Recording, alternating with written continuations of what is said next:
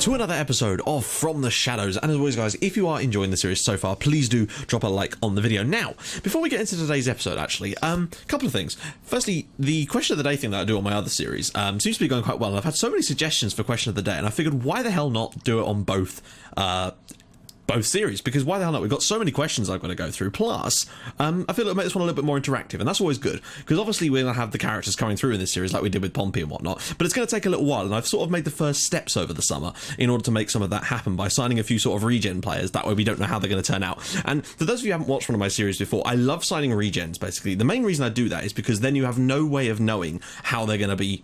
You know, with any other player in the game, you can, from just being in the FM community, you can know kind of what they are like. And that's often why when people suggest signings to me, I basically don't really listen most of the time. Not because I don't want to, it's just that I don't like signing the same old players that everybody else signs, just because I find it a bit boring to me. Like, if I go out and sign, obviously we couldn't, but there's no point in me going out and signing Balanta or, you know, it's just boring. I just don't really like doing that personally. That's just my view on things. Obviously everyone plays the game differently, but that's just how I do things. And I feel like if I'd have done that with Portsmouth and those other sort of saves, we would never have had people like Norman Millington and such.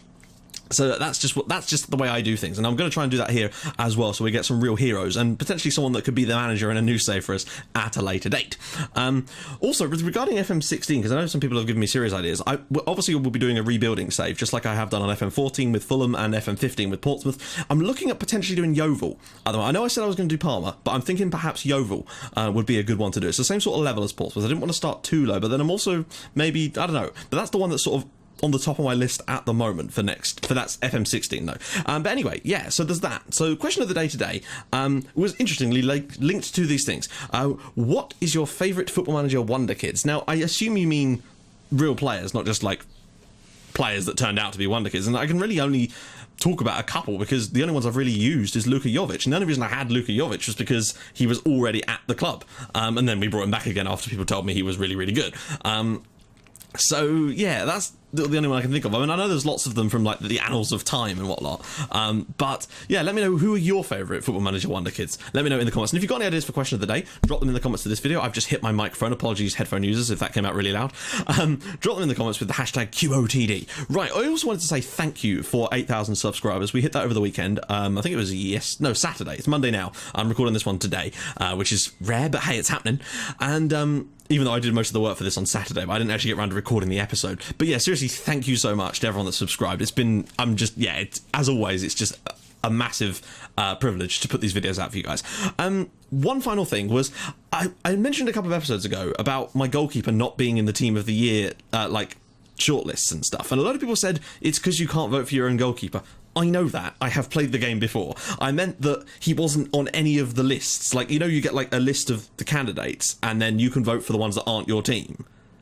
Yeah, he wasn't on any of those lists, and there was like 5 candidates, so it was very, very strange. It was really odd. I like, the award came in at the end and he wasn't in the top 3 on that either. It was just really strange. I felt that he deserved better since he's got the most clean sheets overall, I think. But hey, what can you do? So let's talk about transfers, because we are in the top flight now. It's finally happened after only 3 seasons, so I'm pretty damn pleased about that. As you can see, we played a lot of friendlies in the summer, a lot of losses in there, and you'll understand why when you actually look at the teams we were playing against. I basically went out and did a lot of away friendlies against big teams, and we've earned a buttload of money, like £2 million from that, and we needed it, believe me. We're going to get about 10 million in total for TV money throughout the season, so I think we should be okay financially, but that doesn't mean I wanted to overspend in our first year, because I wanted to see how much money we're actually making so that next year we can really attack it. So I don't think I've actually signed anyone on a permanent deal. I don't think I have. There's a guy I'm looking at that we might bring in for an actual fee, but I don't think he'd be able to move immediately because we've got worldwide scouting now, so I've been doing my thing, and you know I love a bit of worldwide scouting. Annoying thing number 2 is Ivan Antelek tore his hamstring in our final friendly and is going to miss 3 months of the season. So yet again, no Ivan Antelek. But don't worry, guys. Oh, don't worry. We've got ourselves a striker and a half. I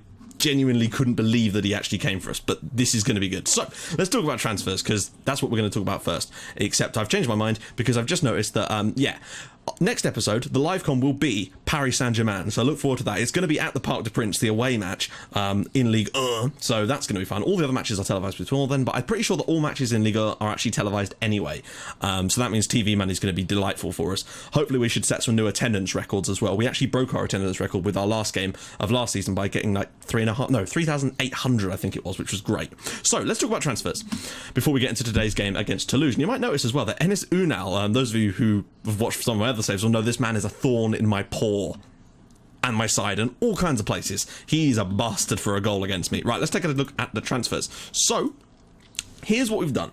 Lots of players have gone out, and basically I went through and looked at our youth team, and anyone with less than 2-star potential I just got rid, because they're all on 50 quid a week, and I figured if we can get rid of about 30 of them, then that will save us some money, and I did exactly that.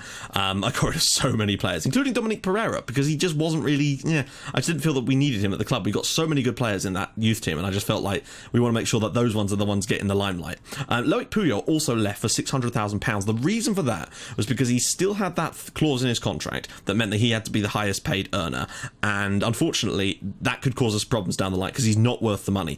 And I've brought in someone that I feel that over time is going to become as good, probably better than him anyway, and I wanted to make sure that we did that early. So I figured we'll take the bullet now, we'll get some money for him while we still can, because he only had 1 year left on his contract. So £600,000. He's moved to Tomsk over in Russia, I believe, for 600k, so that's good, and we got him off the wage bill, which is always good because he went up to being like 9 grand, and you'll see why in a sec. So let's check our signings so far. So some of these are 2 regens, which I love regens, and you know why, because they can just make great characters for these saves. This is Abraham Umbar. Now I managed to get some new scouts. I put some job adverts out for all kinds of positions. One of my scouts had a lot of knowledge of Italy, Africa, and of course France, and that was brilliant for me because I wanted to try and get some more African players in, because there's some really good bargains you can get in the African leagues. You know what I did before on Red Star with people like what was it, Sidibe and the like. There was a couple, I had a really good defender as well that we got from the Ivory Coast, I believe, and this is sort of my first step towards that direction. He's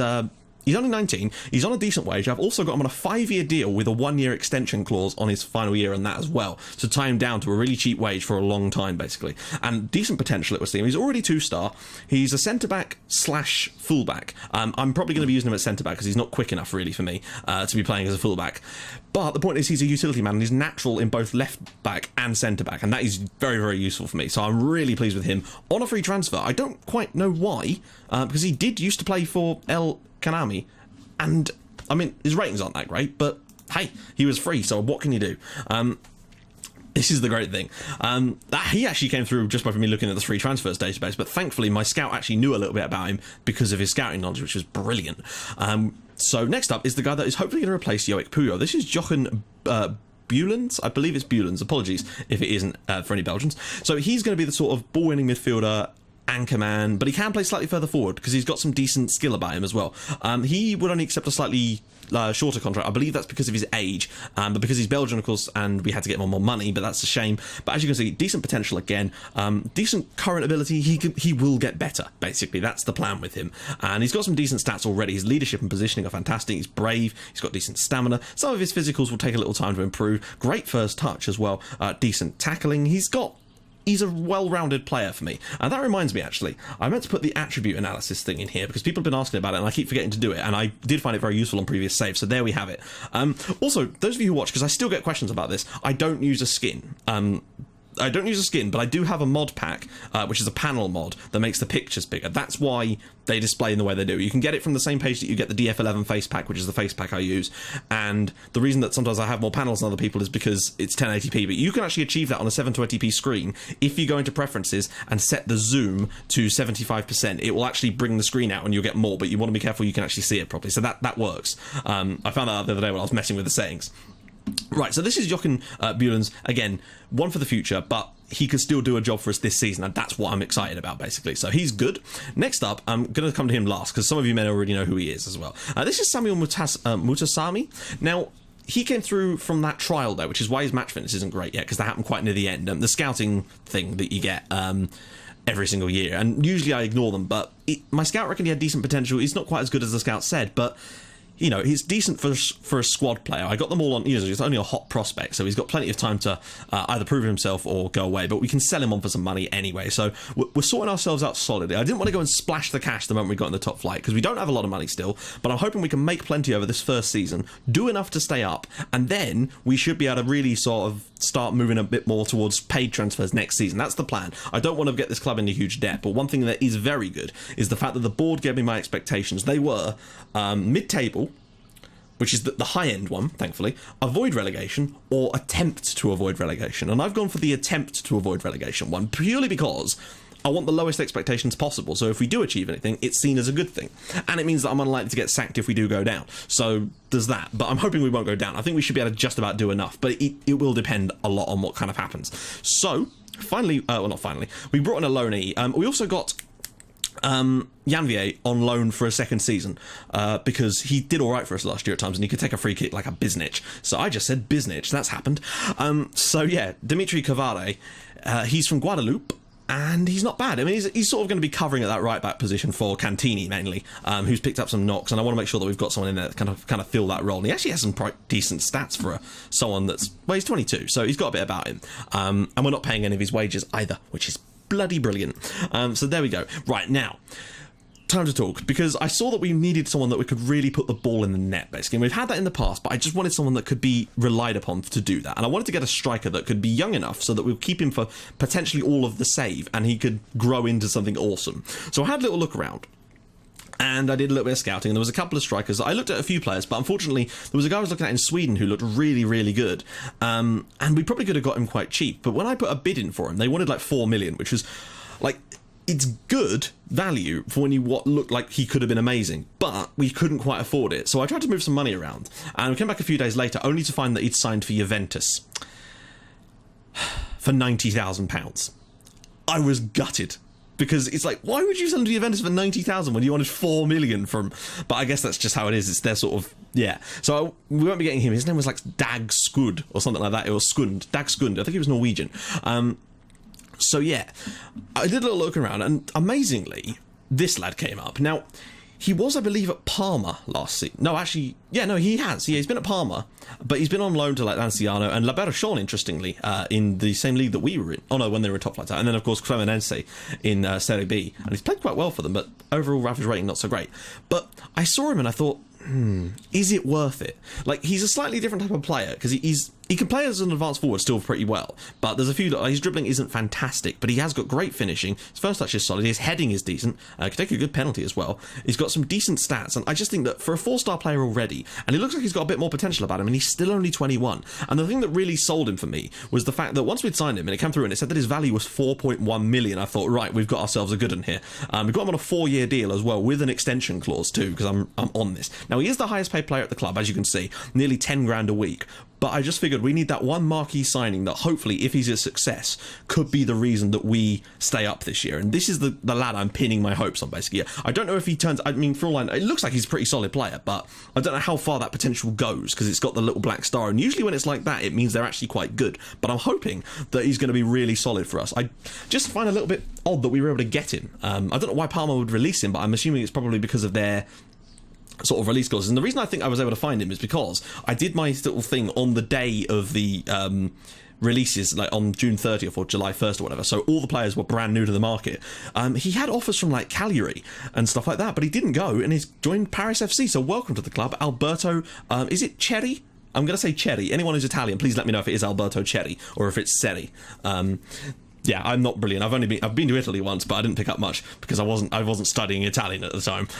Right, so that's pretty much that for the old signings. There's not many, I know, but we have to be careful. We still have some money to spare, and I might start looking at some more players still once we've played a couple of games in the league, because we've got a bit of time left in August, just to see what it's going to be like in terms of the finances, because we're doing okay financially at the moment. We've got like $1 million in the bank, which is great, and we've got about 13k in wage budget to spare, so it's all good. I don't want to overextend ourselves basically in this first year. I want to see if we can stay up with what we got, not what we've got, but with some small additions, and then see how well we do in terms of financially speaking this season, and then use that money next year to really start building this squad, but to keep signing young quality, because that's what I love to do on FM. It's my favourite thing in the world, is to bring in young regens and try to shape them into awesome players. And the reason I love doing that is because you just never know how it's going to turn out, and that's, for me, is the most fun you can have on FM. That's just my opinion anyway.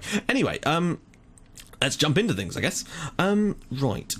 So Toulouse and Olympique Marseille are playing Lyon, and Racing Club de Lens are playing Monaco. It's going to be a toughie.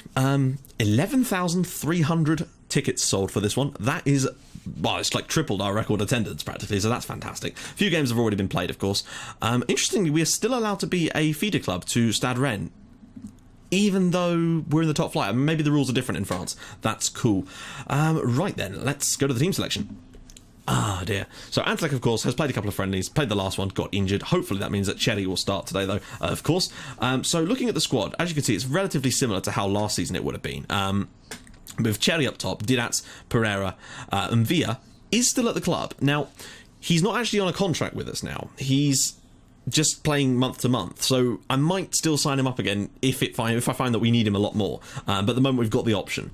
Janvier there, Bulens is going to get his first start for us. Petterten, Oban, and Masavu King are starting to look like decent players now. He's starting to sort of, there you go, 4 stars. That's better. It took him a little while, but he's getting there. And Masavu King, 3.5 stars. That's more like it. And at right back we've got Cavare, so you know, making his debut for us, because I believe Cantini picked up a knock a little while ago. Where is he? I don't think he's saying on. Let me just turn off the reserves and stuff. Pretty certain that Cantini picked up a slight knock a couple of games ago. Oh, okay.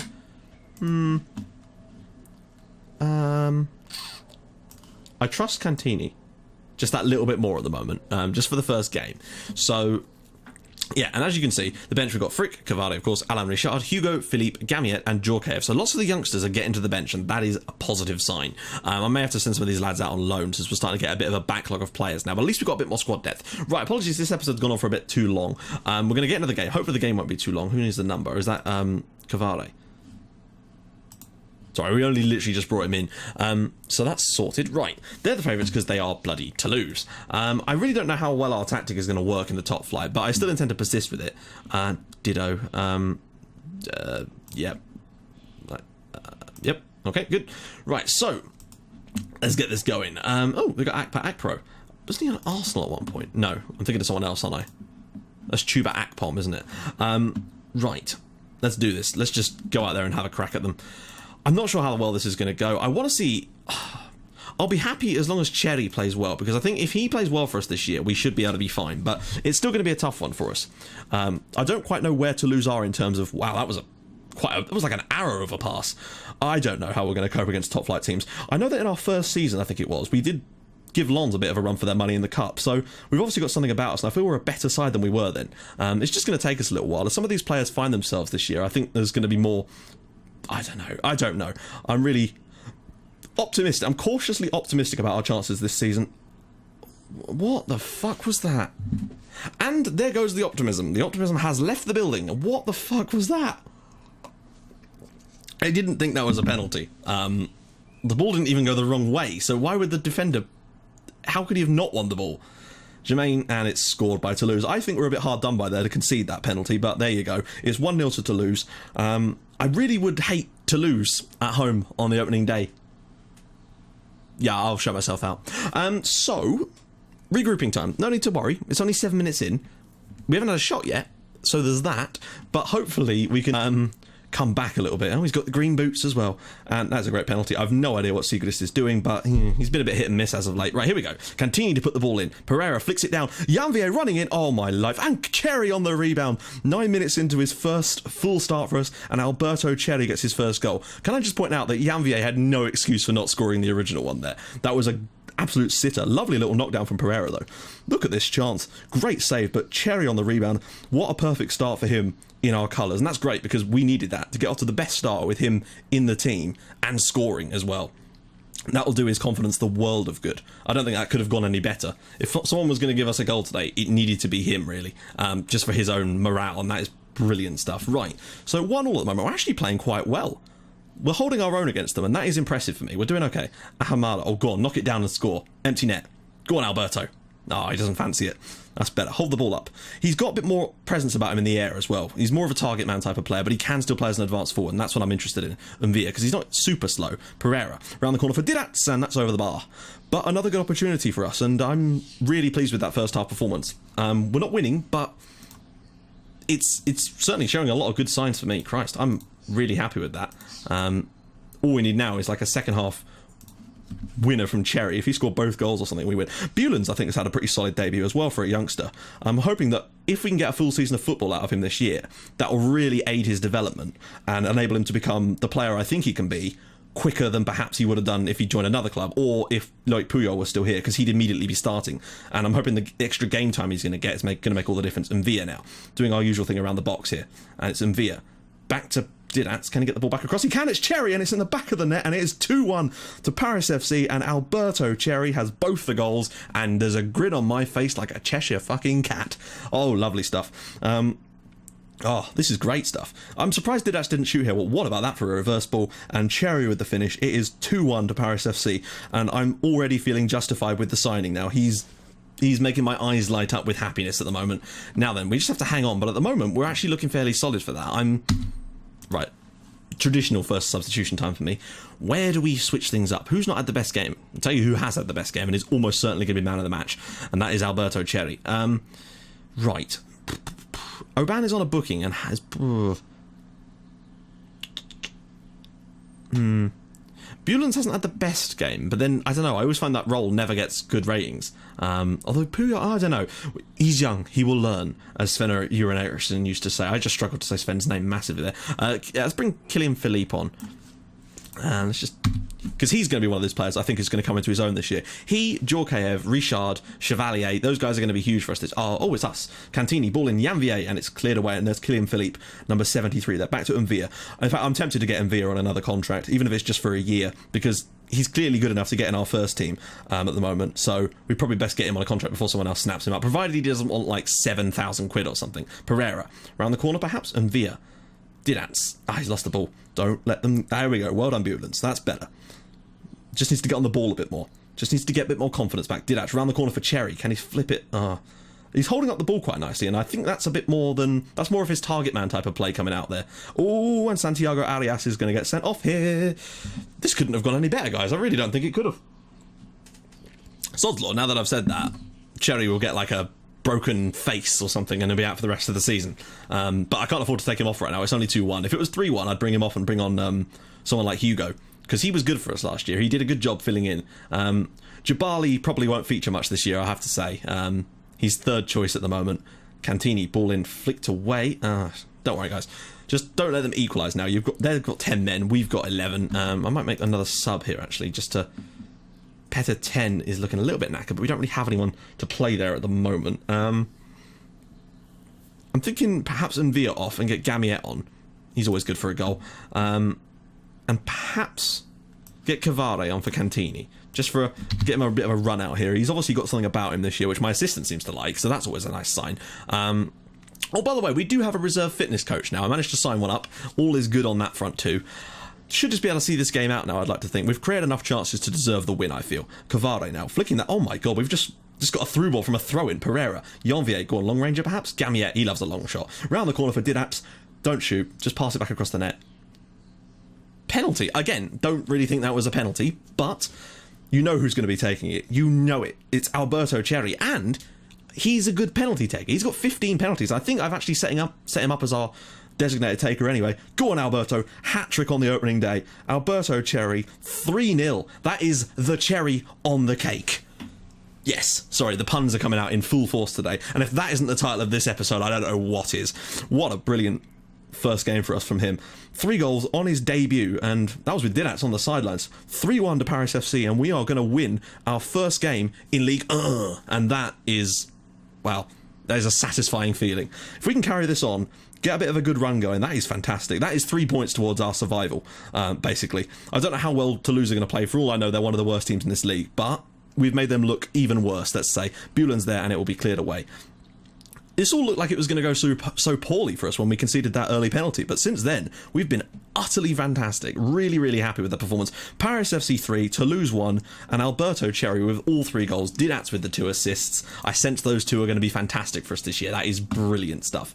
Massively happy with that. I couldn't have asked for a better performance, but look at the fixture congestion already. Monaco away in our next match just 2 days later, and then Nantes on the Saturday. So it's going to be a really tough start. I'm hoping we get a little bit of a let-up in that quite soon, because I'm worried about that. Monaco, I don't expect us to win, but Nantes, I think we can beat them. I think we've beaten them before, actually.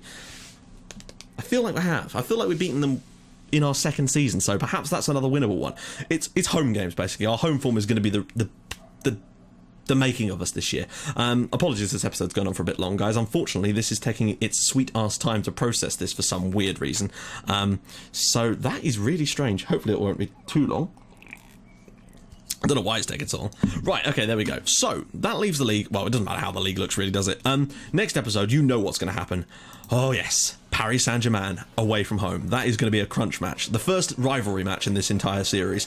You never know what can happen. You just don't. So, guys, if you like what you've seen, and you like the fact that we're in the top flight, and we've won our first game in the top flight, and Alberto Cherry's got the goal, then please do drop a big old like on the video. And if you've liked it even more than that, please subscribe to my channel for more Outcast icons and From the Shadows in your inbox every single day at 5:30 and 8 o'clock. And I'll see you guys in the next episode for the game against Paris Saint-Germain. It's finally happening, lads. Let's get on this one. I'll see you guys soon. Thanks for watching. Bye-bye.